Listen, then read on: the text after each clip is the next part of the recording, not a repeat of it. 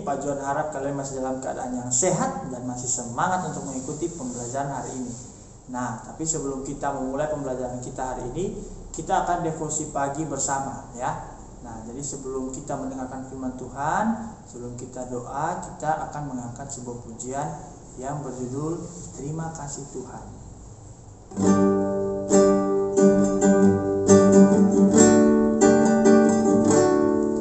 Terima kasih Tuhan untuk kasih setiamu yang ku alami dalam hidupku. Terima kasih Yesus untuk kebaikanmu sepanjang hidupku. Terima kasih Yesusku buat anugerah yang Kau limpahkan hari ini. Tuhan adakan syukur bagiku.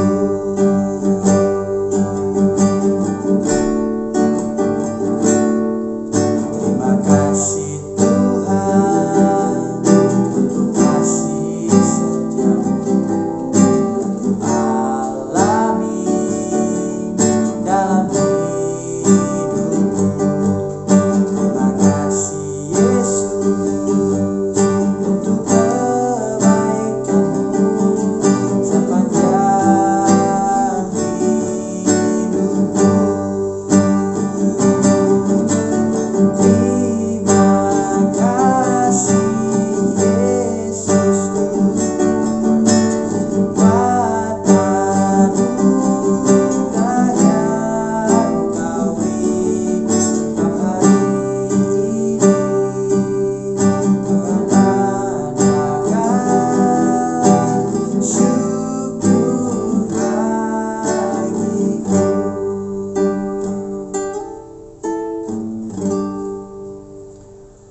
Mari kita sama-sama berdoa. Tuhan, terima kasih atas pagi yang Engkau berikan bagi kami di pagi hari ini. Pada pagi hari ini Tuhan, kami akan memulai setiap aktivitas kami. Kami akan belajar, guru-guru akan mengajar. Namun sebelum itu kami akan memulai pagi hari ini dengan devosi pagi. Tuhan berkati setiap firman yang akan kami renungkan bersama pagi hari ini, agar boleh memberkati kami, memberikan kami semangat untuk bisa mengikuti dan melaksanakan setiap tugas kami sepanjang hari ini. Terima kasih Tuhan Yesus, berkati devosi dari awal hingga berakhir dengan baik. Di dalam nama Tuhan Yesus kami berdoa kepada Bapa di surga. Haleluya, amin. Oke, selamat pagi anak-anak. Kita pagi hari ini akan membaca firman Tuhan ya. Sama-sama Pak Juan akan membaca kitab Lukas pasal yang kedua, ayatnya yang ke-25 ya. Nah, jadi Pak Juan juga berharap setiap anak-anak di rumah sudah menyiapkan Alkitab ya, untuk bisa kita baca sama-sama. Namun Pak Juan akan pimpin pembacaan firman-Nya dari sini ya. Nah, firman Tuhan dari Lukas 2 ayat 25. Adalah di Yerusalem seorang bernama Simeon. Ia seorang yang benar dan saleh, yang menantikan penghiburan bagi Israel. Roh Kudus ada di atasnya. Nah, ini ayat yang sangat singkat ya, sangat singkat, tetapi akan kita renungkan bersama-sama ya, bagaimana si tokoh Simeon ini. Nah, anak-anak pasti sudah sering ya melakukan hal ini, yaitu menunggu ya. Nah, anak-anak menunggu ini banyak sekali kita lakukan di berbagai hal ya. Anak-anak pasti di rumah kalau mandi saja pasti ada yang tunggu, mungkin papa selesai, mama selesai baru mandi, atau mungkin yang punya kakak adik pasti saling tunggu tuh. Entah kakak duluan, nanti adik yang tunggu. Kemudian mungkin adik duluan, kakak yang tunggu. Dan di berbagai hal juga pasti kita banyak melakukan yang namanya menunggu ya. Kalau di sekolah dulu waktu masih sekolah normal, di sekolah pasti kalian mau belanja saja di kantin, pasti kalian saling menunggu, mengantri. Mengantri itu kan kita saling tunggu secara bergiliran, ya. Nah, tetapi menunggu yang akan kita renungkan sama-sama pagi hari ini adalah mengenai bagaimana menanti, ya. Menunggu dan menanti itu mirip, ya. Bagaimana menanti seperti Simeon yang sudah kita baca tadi dari Lukas pasal 2 ini. Nah, sebelum sampai sana, Pak Juan punya ilustrasi mengenai anjing peliharaannya Pak Juan dulu, ya. Jadi sebelum Pak Juan jadi guru, ya, Pak Juan itu waktu di daerahnya Pak Juan punya seekor anjing bernama Bimbo, ya. Keren ya Bimbo. Nah, Bimbo ini adalah anjing yang kami pelihara oleh keluarga kami itu sudah lama sekali, ya. Jadi anjing ini bisa dikatakan anjing yang taat, ya, akrab sekali, ya. Dia tidak pernah melawan kayak perintah tuannya begitu. Nah, Bimbo ini punya kebiasaan menunggu ketika Pak Juan atau kakaknya Pak Juan itu pulang sekolah, ya. Dan Bimbo selalu menunggu di tempat yang sama dan dia tidak pernah berpindah sebelum dia melihat Pak Juan atau kakaknya Pak Juan itu muncul dari ujung jalan. Nah, pasti dia akan langsung sambut dan dia kayak biasa kalian pasti lihat anjing, kalau anjing lagi senang itu tingkahnya aneh-aneh, ekornya digoyang-goyang, kepalanya digoyang-goyang dan sebagainya, ya. Senang sekali dia ketika selesai menunggu dan dia mendapatkan hasil setelah dia lama menunggu, ya. Artinya dari ilustrasi ini Pak Juan mau sampaikan bahwa Bimbo ini dia adalah seekor anjing yang suka menanti dengan setia kepada tuannya itu, ya, seperti itu. Nah, berkaitan dengan hal itu dari Lukas pasal 2 ini, ya, kita tadi sudah membaca bagaimana bahwa si tokoh Simeon ini dia adalah seorang yang menanti penghiburan bagi Israel. Nah, ada beberapa fakta tentang Simeon, ya, atau hal yang tadi kita baca dari Lukas pasal 2 tadi. Yang pertama, Simeon ini dia tinggal di Israel, ya. Kemudian yang kedua, dia ini seorang yang benar dan saleh, ya. Nah, dan dari bacaan tadi juga kita melihat bahwa dia ini sedang menanti penghiburan bagi Israel, ya. Dan fakta yang terakhir, dia juga Roh Kudus ada di atasnya. Artinya dia ini orang yang rohani sekali, ya, yang rajin ibadah, ya, teladan dan sebagainya. Nah, anak-anak, kata benar yang dikatakan bahwa si Simeon ini orang yang benar, artinya di situ adalah dia orang yang bisa menjadi contoh bagi orang lain, ya, bagi keluarganya, bagi orang-orang di sekitarnya, ya. Nah, kemudian dia juga adalah orang yang saleh, artinya dia itu orang yang taat agama, jadi rajin beribadah, baca firman Tuhan, berdoa, ya, seperti itu. Nah, kemudian kalau dari bacaan tadi, ya, mungkin kita lihat, oh, Simeon ini dia saleh, ya, dia baik, dia bisa jadi teladan, ya. Tetapi kalau kita lihat pada saat waktu Simeon itu hidup, ya, dia itu hidup dalam kondisi di mana Israel itu sedang di dalam penjajahan Romawi, ya. Jadi walaupun orang-orang waktu itu ditindas, termasuk Simeon juga salah satunya, ya, tetapi dia itu masih bisa melaksanakan hidupnya itu sebagai orang yang benar dan saleh, ya. Nah, dan dari bacaan tadi juga kita lihat bahwa si Simeon ini dia punya pengharapan, ya, dia menunggu bahwa suatu saat akan datang pengharapan bagi Israel ini, ya. Nah, seperti itu. Nah, anak-anak, kalau kita menunggu pada saat sulit, ya, pada saat-saat yang sulit atau kondisi yang sulit, apalagi misalnya kayak sekarang, ya. Sekarang ini kan dalam kondisi COVID-19. Kalian pasti kalau menunggu di rumah, ini kapan masuk sekolah, belajar, pasti bosan, ya. Menunggu keadaan yang sulit itu selesai itu pasti susah, ya. Nah, Tetapi yang mau kita lihat dari si Simeon ini apa yang dilakukan Simeon, walaupun situasinya itu sulit ya, mereka dalam penjajahan penjajahan bangsa Romawi, tetapi dia masih bisa melakukan hidupnya itu sebagai orang yang benar dan saleh ya. Nah, bagaimana dengan kita? Di situasi sekarang ini pasti menunggu itu sulit. Pasti kalian sudah bosan di rumah belajar, kapan masuk sekolah, sudah bosan tidak bisa kemana-mana bermain dengan teman ya.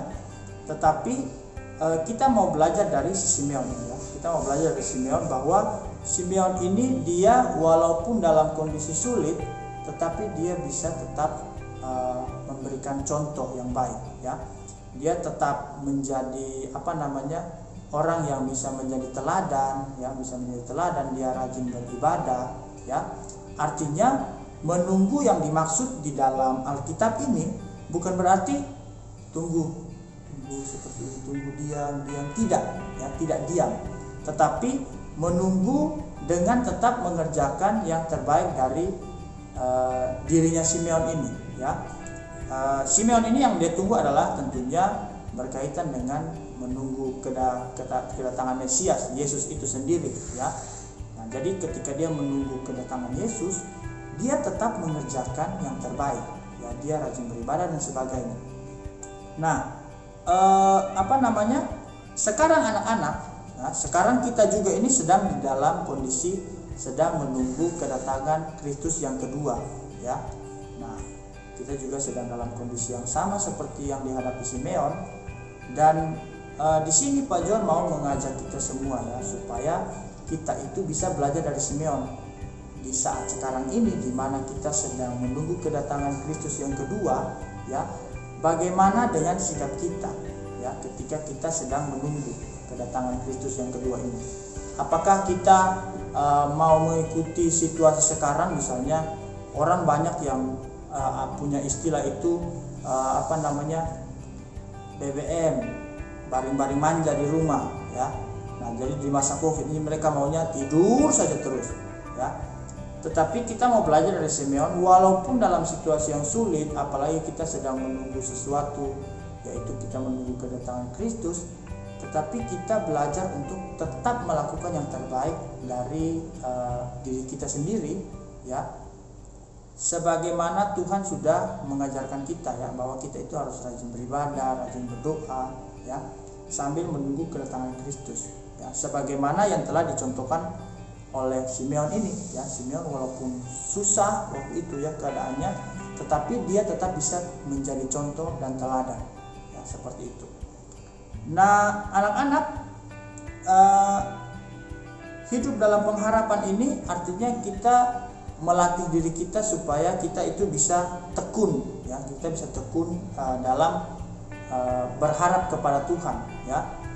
Di dalam situasi sekarang ini kita harus tekun untuk berharap kepada Tuhan, karena hanya Tuhan saja yang mampu untuk membantu kita dan menolong kita di dalam situasi yang sulit, termasuk situasi sekarang ini ya, situasi COVID-19 ini. Nah, jadi di masa sekarang ini kita harus bersabar ya, kita harus tetap bisa melakukan yang terbaik seperti Simeon ini ya. Walaupun dia di dalam situasi yang sulit, tetapi dia tetap setia menunggu, bukan dengan cara yang diam ya, tetapi dia tetap bisa melakukan ibadah yang baik, bisa menjadi contoh. Nah, seperti itu. Nah, bagaimana dengan anak-anak? Apakah anak-anak itu sekarang ini sudah bisa menjadi contoh yang baik ya?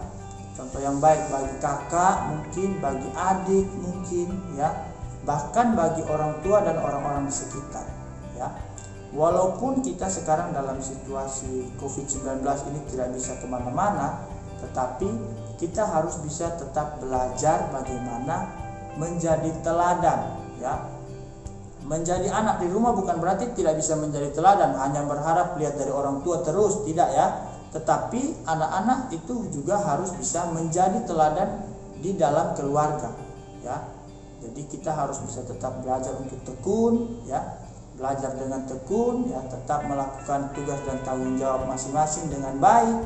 Kalau misalnya orang tua meminta kita untuk belajar, berarti kita harus belajar. Kalau misalnya orang tua meminta bantuan kita, misalnya untuk cuci piring, ya, kegiatan-kegiatan sederhana yang menjadi tugas kalian di rumah, ya harus dikerjakan, ya, taat kepada orang tua. Nah, itu adalah contoh-contoh yang harus kita lakukan. Seperti Simeon, walaupun dalam situasi sulit, tetap bisa menjadi teladan yang baik, bisa menjadi orang yang saleh, ya, tetap rajin berdoa. Jangan-jangan kita di rumah, walau sudah dalam kondisi situasi COVID ini, kita mulai malas ibadah karena sudah jarang sekali ke gereja, ya. Kita mungkin berpikir lebih senang, saya mau ke gereja langsung saja, ya. Tetapi kita walaupun ibadahnya online, ya, bergerejanya itu online, tapi kita juga harus tetap punya semangat yang sama untuk beribadah, ya, seperti itu. Kita harus tetap menjadi teladan dan bisa juga melakukan yang terbaik dari diri kita untuk kemuliaan Tuhan, ya.